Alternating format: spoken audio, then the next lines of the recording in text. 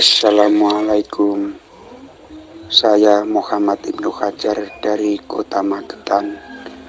Pak Yai, saya mau tanya, kalau semua hidup ini adalah hidupnya Allah, tentang kebaikan dan kemaslahan, pertanyaan saya Pak Yai, apabila kita di posisi maksiat atau melanggar syariat Islam, itu apakah juga urutnya Allah, apa urutnya siapa Pak Yai? Terima kasih atas bantuannya untuk pertanyaan ini agar saya lebih paham kepada agama Pak Yai. Terima kasih. Assalamualaikum warahmatullahi wabarakatuh. Alhamdulillahirabbil alamin. Allahumma salli ala sayyidina Muhammad wa ala ali sayyidina Muhammad.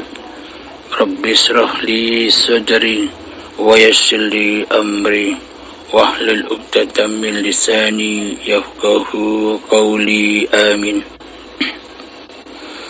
Bismillahirrahmanirrahim.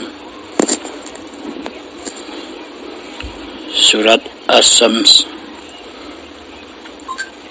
Bismillahirrahmanirrahim. Wa nafsin wa ma sawaha fa alhamaha fujuraha wa taqwaha. Qad aflaha man zakkaha wa qad khaba man dassaha. Artinya, demi jiwa dan penyempurnaan ciptaannya, maka Allah mengilhamkan kepada jiwa itu jalan kefasikan dan jalan ketakwaan. Sesungguhnya beruntunglah orang yang mensucikan jiwa itu, dan sesungguhnya merugilah orang yang mengotorinya. Shadaqallahul azim. Tanpa hayatullah, tanpa kehidupan, tanpa terciptanya kita di dunia ini, apakah kita bisa bertemu dengan fujur ketakwaan ataupun fujur kefasikan? Tanpa hidup di dunia ini, apakah kita bisa bertemu dengan kebaikan ataupun keburukan?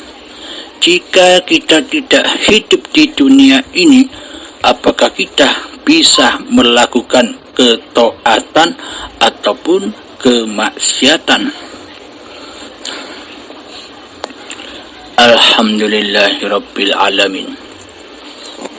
Ketaatan dan kemaksiatan di sisi manusia adalah ketaatan di sisi badaniahnya, ketaatan di sisi syariatnya.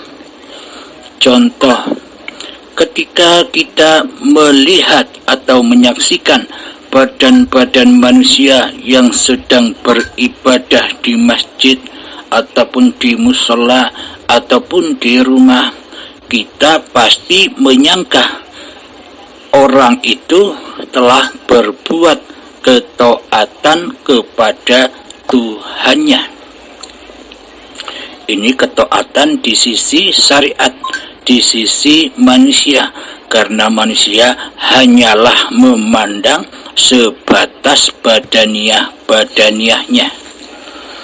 Ketika orang ahli berderma, kita menyangka di hati kita orang itu ahli ibadah, ahli ketaatan di sisi badaniahnya, di sisi syariatnya, di sisi kelihatannya. Sedangkan kemaksiatan di sisi syariat, kemaksiatan di sisi badaniah adalah ketika kita menyaksikan ada badan-badan manusia yang berbuat kekejian dan kemungkaran, contohnya merampok, mencuri, merampas, kita hanya mampu menyaksikan perilaku-perilaku badaniahnya saja. Jadi kemaksiatan di sisi manusia, di sisi syariat hanya sebatas laku badaniahnya saja, laku syariatnya saja. Itulah pandangan manusia atas ketaatan dan kemaksiatan. Di dalam ketaatan dan kemaksiatan itu masihlah wujud manusianya yang merasa dirinya lah sebagai pelakunya, baik di dalam ketaatan ataupun di dalam kemaksiatan. Sama-sama yang jadi Tuhan masih manusianya, sama-sama mentuhani ketaatan dan kemaksiatan di dalamnya. Masih merasa manusianya yang berkuasa di atas ketaatan ataupun kemaksiatan. Inilah penilaian taat dan maksiat di sisi manusia. Seluruhnya, baik ketaatan dan kemaksiatan itu berlaku masih di dalam kekuasaan manusianya, di dalam hawa nafsu manusianya, meskipun kelihatannya taat ataupun maksiat. Sementara ketaatan dan kemaksiatan di sisi Allah itu adalah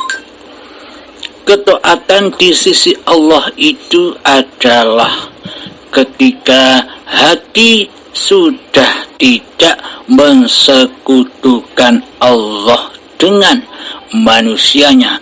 Itulah sebuah ketaatan di sisi Allah. Kenapa disebut ketaatan di sisi Allah?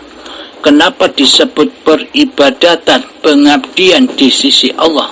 Karena yang berlaku di dalamnya, karena yang berlaku di dalam hatinya yang ada hanya af'alullah, yakni kuasa Allah sendiri di dalam ketaatan ataupun kemaksiatan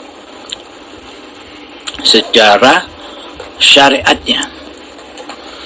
Di dalam hati hamba sudah tidak berlaku lagi kehambaannya, karena hamba sudah mukmin, karena hamba sudah beriman kepada Allah bahwa hidup ini Allah.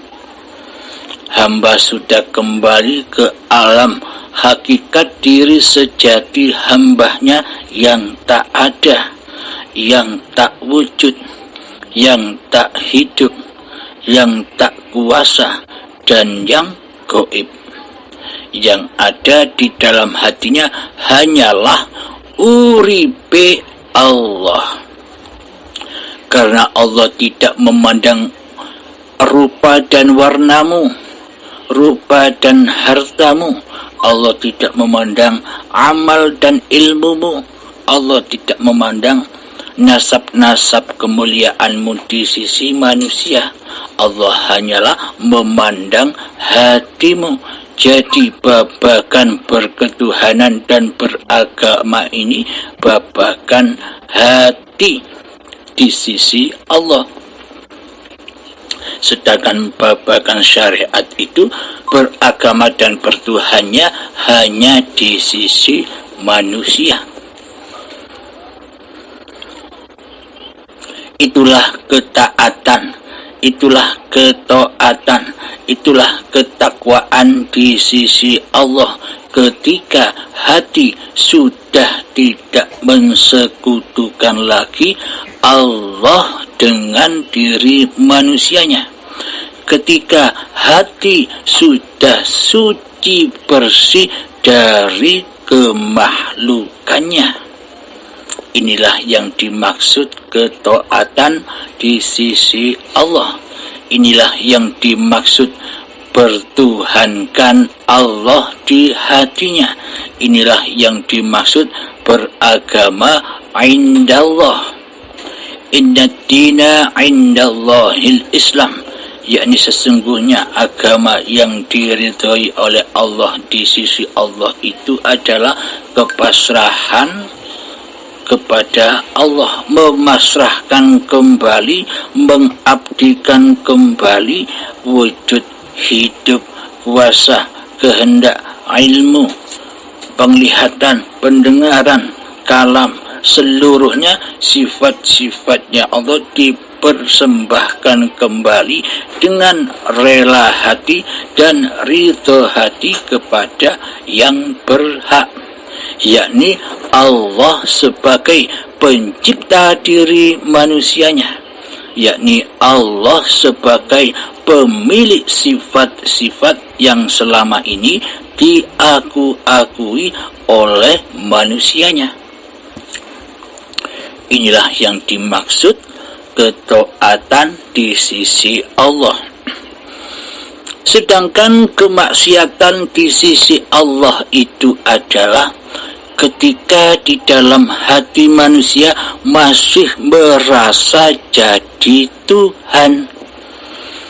Ketika di hati manusia masih dirinya lah yang merasa wujud, dirinya lah yang merasa hidup, dirinya lah yang merasa berkuasa di hatinya. Jadi kewujudan, kehidupan, kekuasaan Allah tidak berguna bagi dirinya, karena yang ada hanyalah wujud kedirian manusianya. Sementara Allah Tuhan pencipta dan penguasa dirinya, ia tiadakan di hatinya, ia goibkan di hatinya, ia matikan di hatinya, sehingga Allah seperti makhluk. Allah diposisikan sebagai makhluk bagi kita selama ini. Sebenarnya sifat-sifat Allah yang selama ini kita sandarkan kepada Allah, Allah itu tiada, Allah itu gaib, Allah itu tak nyata, semuanya kan sifat makhluk. Semuanya kan sejatinya sifat diri manusia kita.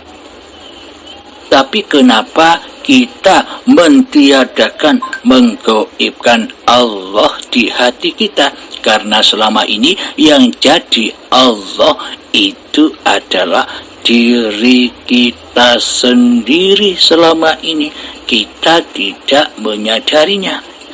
Kitalah yang mentuhani hidup dan badan ini selama ini. Alhamdulillahirabbil alamin. Bila kita sudah menyadari kesalahan-kesalahan itu semua, marilah kita bertaubat kepada Allah. Jadi kemaksiatan di sisi Allah itu, meskipun manusianya kelihatannya ahli ibadah, meskipun kelihatannya manusianya ahli berderma, meskipun kelihatannya manusianya ahli berbuat kebaikan, meskipun kelihatannya manusianya suka menolong, akan tetapi di dalam hati manusianya masih merasa wujud diri manusianya yang merasa bisa melakukan ketaatan itu, maka di sisi Allah itu adalah suatu kemaksiatan. Karena di dalam ketaatan manusia itu masih terkuasai oleh wujud hidup dan kuasa manusianya yang merasa berkuasa atas segala kebaikan, atas segala peribadatan, atas segala kedermawanannya selama ini. Masih manusianya yang mentuhani amal-amal perbuatannya. Ini menurut syariat, ini menurut manusia ahli ibadah. Akan tetapi menurut di sisi Allah, dialah ahli maksiat. karena di hatinya belum bertuhan, karena di hatinya selalu mensekutukan Allah dengan dirinya, karena di hatinya selalu syirik kepada Allah, karena di hatinya selalu kufur kepada Tuhan pencipta dirinya, karena ketidaktahuannya, karena ketidaksadarannya akan beragama dan bertuhan. Alhamdulillahirabbil alamin, maka nyatalah ketaatan dan kemaksiatan di sisi manusia dan ketaatan serta kemaksiatan di sisi Allah. Jadi di dalam ketaatan dan manusia itu pada intinya hanya terletak pada dohir-dohirianya saja, hanya terletak pada syariat-syariat badaniyah manusianya. Akan tetapi ketaatan dan kemaksiatan di sisi Allah itu adalah ada di dalam kondisi hatinya. Di dalam hati manusia itu masih kufur atau iman kepada Allah. Di hatinya masih jadi raja ataukah jadi hamba. Di hatinya masih mentuhankan dirinya sebagai raja dan penguasa seluruh tindak laku badanianya, ataukah sudah kembali pulang kepada uripe Allah lah yang berkuasa atas seluruh tindak laku badaniyahnya. Alhamdulillahirabbil alamin. Kadang ada unen-unen begini. Orang yang sudah berhakikat dan makrifat itu pasti meninggalkan syariat-syariat manusianya. Kadang manusia yang masih duduk di syariat tidak terima ini, karena manusia yang masih duduk di syariat pasti mensesatkan pembicaraan atau ungkapan ini, karena masih ketidaktahuan hatinya akan bertuhan. Pada intinya ungkapan itu ketika manusia sudah berhakikat dan makrifat kepada Tuhannya, pasti ia akan meninggalkan seluruh syariat-syariat manusianya. Ini maksudnya begini. Yang ditinggalkan syariat-syariat manusianya itu artinya pengakuan diri manusianya lah yang merasa melakukan syariat-syariat badaniyahnya, itulah yang ditinggalkan. Pengakuan dirinya lah yang bisa sholat dan yang bisa beribadah, itulah yang ditinggalkannya. Pengakuan diri manusianya yang bisa bekerja, yang bisa naik motor, yang bisa memasak di dapur, itulah yang ditinggalkannya. Berganti kembali menjadi syariatullah, syariatnya hidup. Selama ini kan kita menyangka seluruh syariat-syariat itu terjadi atas kuasa badan-badan manusianya.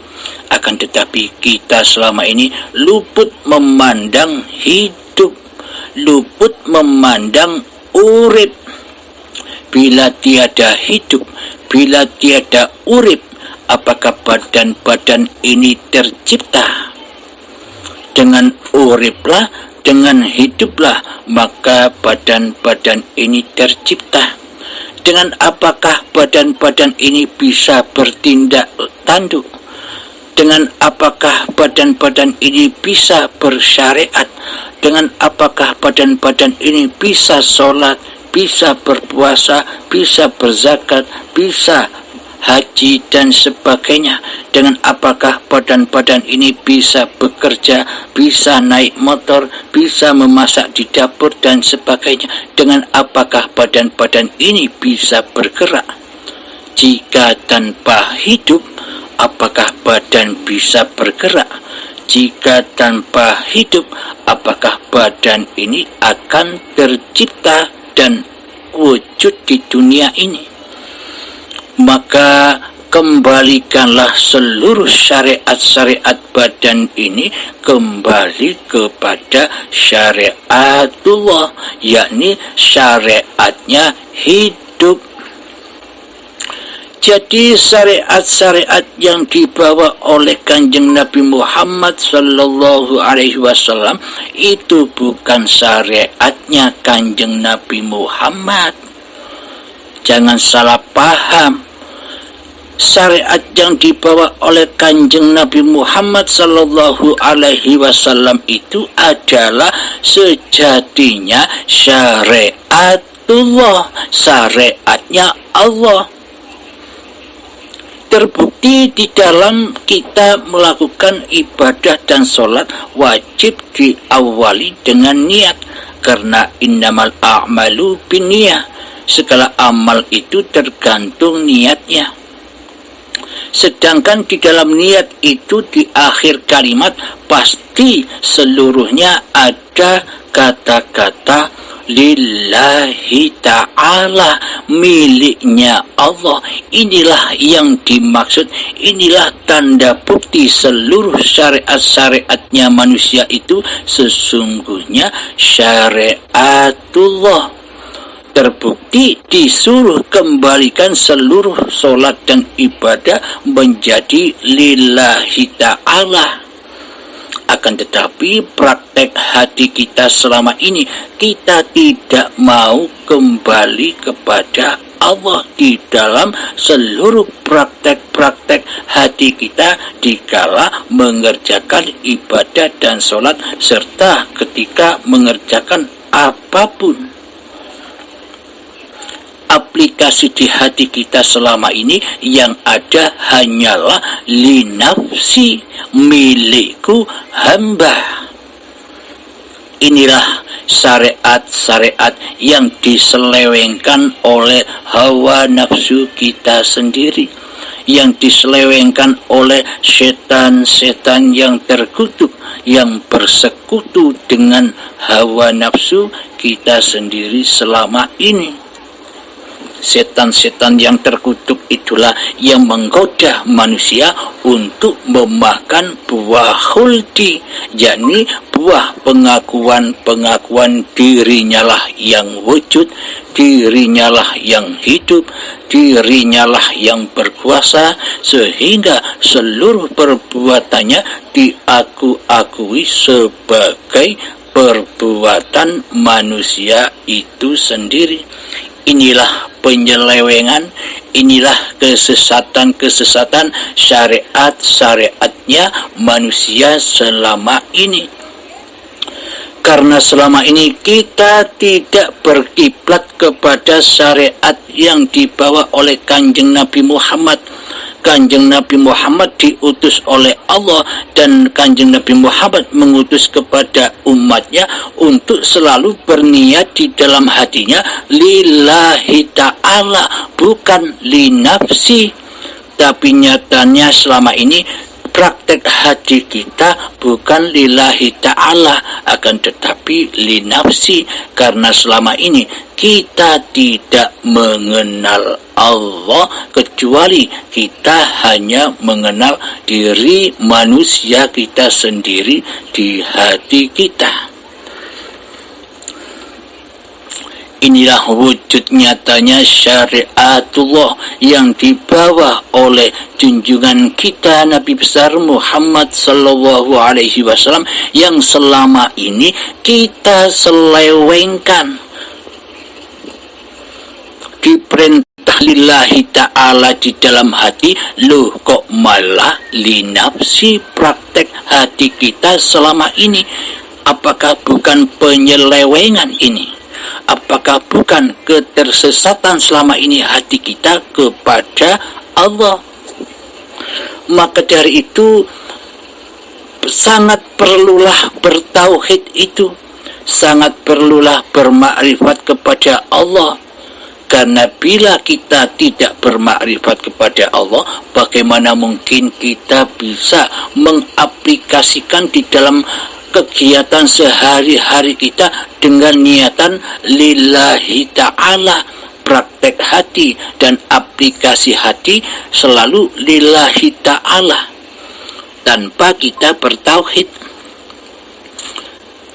Tanpa bertauhid, maka seluruh ibadah dan sholat itu, bahkan seluruh apapun yang kita perbuat selama ini, sejak detik-detik akil balik hingga setua ini, akan menjadi kemaksiatan di sisi Allah. Seluruh af'al yang kita kerjakan, baik kelihatannya ibadah, baik kelihatannya sholat di sisi manusia, akan tetapi di sisi Allah semua itu di atas dosa. Apa dosa itu sejatinya?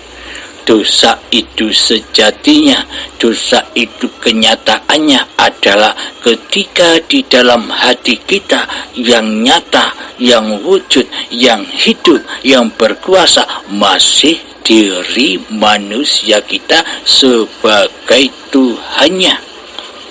Sementara Allah sebagai pencipta dan penguasa diri manusia kita, sedangkan Allah sebagai yang menghidupi seluruh manusia, kita tiadakan di hati kita, kita goibkan di hati kita. Inilah yang dimaksud dosa. Jelas bukan? Nyata bukan? Dosa itu bukan angan-angan lagi. Karena beragama dan bertuhan itu jelas dan nyata, tidak angan-angan. Selama kita masih duduk di syariat saja, selama ini ketika kita belum belajar ilmu hakikat dan makrifat, selama ini kita hanya angan-angan saja. Semua diangan-angankan bentuk wujud badan manusianya.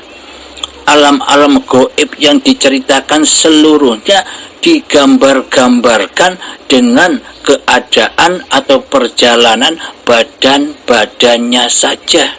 Karena selama ini manusia masih mentuhankan badan inilah yang berkuasa sendiri atas segala tindak lakunya badan.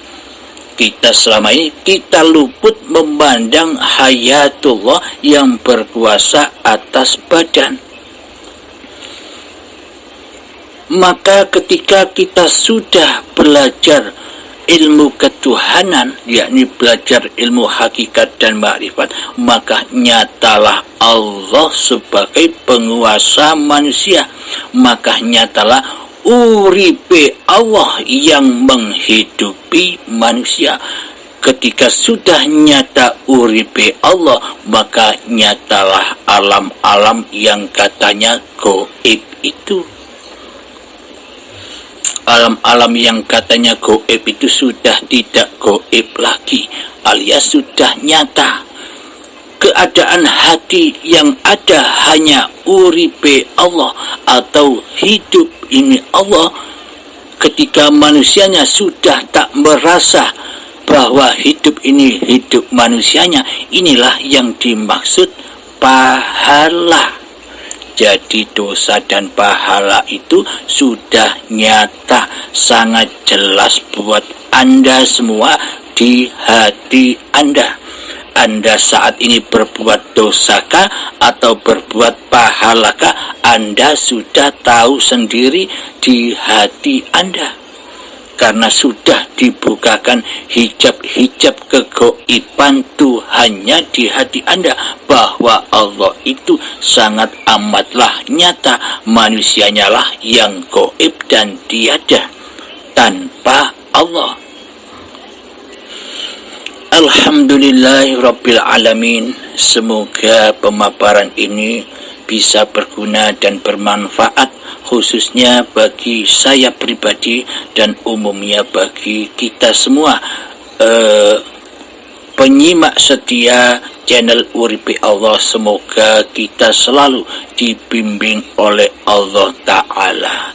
Alhamdulillahirabbil alamin. Akhirul kalam. Assalamualaikum warahmatullahi wabarakatuh.